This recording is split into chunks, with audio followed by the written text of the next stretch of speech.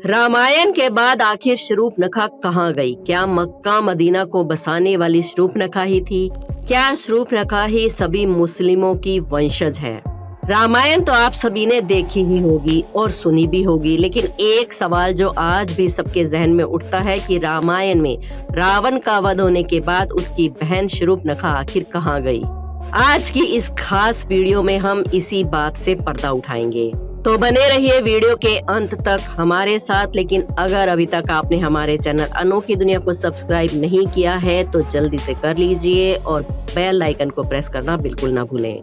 Video शुरू करने से पहले कमेंट्स में जय श्री राम जरूर लिख दें। हम सभी जानते हैं कि रामायण में राक्षसों का वध हुआ था और भगवान श्री राम ने रावण के मरने के बाद लंका विभीषण को सौंप दी थी, लेकिन शूर्पणखा का वध नहीं हुआ था, उसकी नाक काट दी गई थी।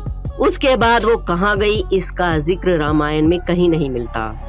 ये तो हम सभी जानते ही हैं कि शूर्पणखा श्री राम के रूप से मोहित हो गई थी और उनके पास जाकर कहती है कि मैं आपसे प्रेम करती हूँ, आप मुझसे विवाह कर लो। लेकिन श्री राम मना कर देते हैं क्योंकि उन्होंने पहले ही सीता माता से विवाह कर रखा था और उन्होंने एक पत्नी व्रत ले रखा था। ऐसे में वो लक्ष्मण जी की तरफ इशारा करते हुए कहते हैं कि आप मेरे छोटे भाई से पूछ सकती हैं। लेकिन लक्ष्मण जी भी शूर्पणखा को मना कर देते हैं। शूर्पणखा वापिस श्री राम के पास जाती है और उसके बाद सीता माता के खिलाफ कटु वचन बोलती है और उनको मारने के लिए उनकी तरफ झपटती है। इतने में लक्ष्मण जी बीच में आ जाते हैं और वो शूर्पणखा की नाक काट देते हैं। इसी आक्रोश में आकर वो रावण के पास जाती है और सारा वाकया बयां करती है। लेकिन इसके बाद रामायण में एक बार भी शूर्पणखा का जिक्र नहीं किया गया। आखिर वो इसके बाद कहाँ गई? अभी फिलहाल में एक एनिमेटेड मूवी या फिर यूं कहें कि web series legend of Hanuman आपने डिज्नी हॉटस्टार पर देखी होगी। उसमें शूर्पणखा का जिक्र किया गया है, जहां कहा गया है कि प्रकृति माता ने उसे बंदी बना लिया था, लेकिन ये सरासर गलत है। कहा जाता है कि नाक कटने के बाद शूर्पणखा हर किसी से अपना चेहरा छुपाने लगी और वो एक गुफा में जाकर रहने लगी। उसके सारे भाई धीरे धीरे करके भगवान श्री राम के हाथों मारे जा रहे थे। ऐसे में वो अपना बचाव करती हुई दैत्य गुरु शुक्राचार्य के पास गई और जंगल में उनके आश्रम में रहने लगी। आपको बता दें कि शुक्राचार्य, जिन्हें असुराचार्य भी कहा जाता है, भृगु ऋषि और दिव्या के पुत्र हैं। पुराणों के अनुसार ये असुरों, दैत्यों, दानव और राक्षस के गुरु तथा पुरोहित थे। राक्षसों का वंश समाप्त न हो, इसके लिए शूर्पणखा ने शुक्राचार्य जी से प्रार्थना की। इसके लिए शुक्राचार्य जी ने शिव जी की आराधना की और उनकी तपस्या से प्रसन्न होकर भगवान शिव ने शुक्राचार्य को अपना स्वरूप यानी कि शिवलिंग दिया और उनसे कहा कि जिस दिन कोई वैष्णव यानी कि विष्णु भगवान की पूजा करने वाले ने गलती से भी इस शिवलिंग पर गंगा जल चढ़ा दिया तो राक्षसों का सर्वनाश हो जाएगा। उस शिवलिंग को शुक्राचार्य जी ने वैष्णव अर्थात हिंदुओं से दूर रेगिस्तान में स्थापित किया। जी हाँ, वो इसीलिए इतनी दूर रेगिस्तान में ले जाकर उन्होंने स्थापित किया ताकि वहाँ कोई इंसान पहुँच ना सके। आजकल उस जगह को मक्का मदीना कहा जाता है। आपने बहुत बार सुना होगा कि मक्केश्वर महादेव शिव मंदिर जो पूर्व काल में बनाया गया था, वो दरअसल वही शिवलिंग है जो शिवजी ने दैत्य गुरु शुक्राचार्य को दिया था। शिवलिंग के बचाव का कार्य किसी और को नहीं बल्कि शूर्पणखा को ही दिया गया था। शूर्पणखा अपना चेहरा हमेशा ढक कर रखती थी यानी कि छिपा कर रखती थी और उसके वंशज आज भी उसकी परंपरा को निभा रहे हैं। इसीलिए आज भी आपने देखा होगा मुस्लिम महिलाएं बुर्के में अपने चेहरे को छिपाती हैं। इसके पीछे भी यही कारण है। दोस्तों, मक्का मदीना में जो मक्केश्वर मंदिर का शिवलिंग रखा हुआ है, उसके बचाव के लिए शूर्पणखा ने वहीं पर रहना शुरू कर दिया। इसीलिए वहाँ पर हिंदुओं का जाना वर्जित कहा जाता है। साथ ही धीरे धीरे शूर्पणखा ने कई सारी परंपराओं का निर्माण भी किया, जिनमें से एक है बुर्का पहनना, क्योंकि शूर्पणखा ने ही सबसे पहले इसकी शुरुआत की थी। शूर्पणखा सिर्फ और सिर्फ अपनी आंखें ही दिखाती थी। इतिहासकारों की माने और साथ ही साथ हमारे ग्रंथों की बात करें तो कहते हैं कि द्वापर युग के बाद शूर्पणखा के वंशज कालांतर में अब्राहिम धर्म के अनुयायी हैं और साथ ही इसीलिए शुक्रवार का दिन उनके लिए विशेष महत्व रखता है, क्योंकि शुक्राचार्य जी उनके गुरु थे और इसीलिए मक्का मदीना में भी सफेद कपड़े पहनकर ही इबादत करने का रिवाज है, क्योंकि शुक्राचार्य जी सफेद कपड़े पहना करते थे। दोस्तों, इस विषय पर आपका क्या मानना है, हमें कमेंट्स में जरूर बताएं। क्या आपको भी लगता है कि अरब देश में जो मक्का मदीना है वही मक्केश्वर महादेव शिवलिंग भी है, जहां पर किसी भी हिंदू धर्म के लोगों का जाना वर्जित है?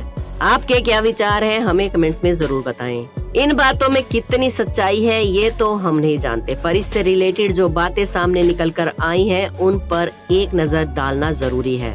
तो चलिए जानते हैं कुछ ऐसी बातें जो प्रूव करती हैं कि मक्का में सचमुच शिवजी विराजमान है, क्योंकि इन बातों को नजरअंदाज नहीं किया जा सकता।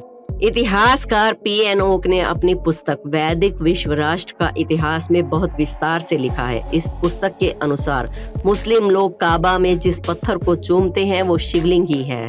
इसके अलावा प्रथम शताब्दी के आरंभ में रोमन इतिहासकार थॉर्न मैनसन ने ये लिखा कि इस देश में एक मंदिर है जो अरब वासियों के लिए अत्यंत पूजनीय है। इस बात से वो बताना चाहते हैं कि भगवान शिव का काबा से कोई ना कोई प्राचीन जुड़ाव जरूर है। पंडित विकांतेश द्वारा लिखित ग्रंथ अवतार चरित्र के युद्ध कांड प्रकरण में भी मक्केश्वर शिवलिंग का उल्लेख किया गया है। इसमें भी स्पष्ट होता है कि मक्केश्वर शिवलिंग स्पष्ट रूप से कहीं ना कहीं अवश्य मौजूद है, लेकिन कहीं भी इस विषय में इसका कोई जिक्र नहीं है।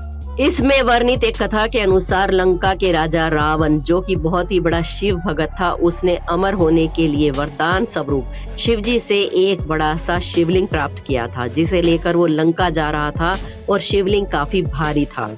इसलिए रास्ते में उसने सोचा थोड़ा विश्राम कर लूं और उसने शिवलिंग को जमीन पर रख दिया। विश्राम करने के बाद जब रावण ने शिवलिंग को उठाने की कोशिश की तो वो शिवलिंग को नहीं उठा पाया। कहा जाता है कि वो जगह मक्का ही थी जहां रावण ने शिवलिंग रखा था। दोस्तों, हम देखते हैं कि जहां जहां शिवलिंग स्थापित होता है वहां कोई ना कोई जलाशय अवश्य मौजूद होता है, और मक्का में भी काबा के पास एक पवित्र कुआं है। हज करने गए मुस्लिम लोग इस जल को गंगा जल की तरह पवित्र मानते हैं और अपने साथ भी लेकर आते हैं। इसे मुस्लिम लोग जमजम का पानी के नाम से पुकारते हैं। मक्का में शिवलिंग है या नहीं ये तो स्पष्ट रूप से हम नहीं कह सकते, लेकिन इस्लाम के धार्मिक चिन्ह, परंपराएं, रीति रिवाज और व्यवहार से ये अवश्य साबित हो जाता है कि कहीं न कहीं मुसलमान वैदिक संस्कृति से जुड़े हुए हैं। और मक्का में गैर मुसलमानों के प्रवेश पर पाबंदी से ये साबित हो जाता है कि कोई ना कोई डर मुसलमानों को जरूर है, क्योंकि पूरी दुनिया में ऐसा कोई धर्म स्थल नहीं है, चाहे वो चर्च हो, मंदिर हो या गुरुद्वारा हो, कहीं भी किसी के प्रवेश पर कोई पाबंदी नहीं है। दोस्तों, क्या आपके दिमाग में कभी ये सवाल आया है कि मक्का के ऊपर काले रंग के कपड़े को ही क्यों रखा जाता है? तो चलिए आज इस बारे में भी जानते हैं। शूर्पणखा रामायण काल और उसके बाद अपने मुंह को काले रंग के कपड़े से ढका करती थी, इसीलिए आज भी मुस्लिम महिलाएं काले रंग के बुर्के को ही पहनती हैं। असल में ये काले रंग का कपड़ा शूर्पणखा की ही देन है, इसीलिए काबा पर भी काले रंग के कपड़े को ही ढका जाता है। दोस्तों, इस वीडियो को बनाने का हमारा मकसद किसी की भावनाओं को या धर्म को ठेस पहुंचाने का नहीं है। हम तो सिर्फ इतिहासकारों के और ग्रंथों के आधार पर जो निकल कर सामने आया है वही आपके सामने रखते हैं। अब इसमें कितनी सच्चाई है या नहीं है ये आप खुद फैसला कीजिए। अपने विचार हमें कमेंट्स में जरूर बताएं। हमारे चैनल अनोखी दुनिया को सब्सक्राइब करके बेल आइकन को प्रेस करना बिल्कुल ना भूलें। वीडियो को एक लाइक जरूर करें। मिलते हैं एक और वीडियो में।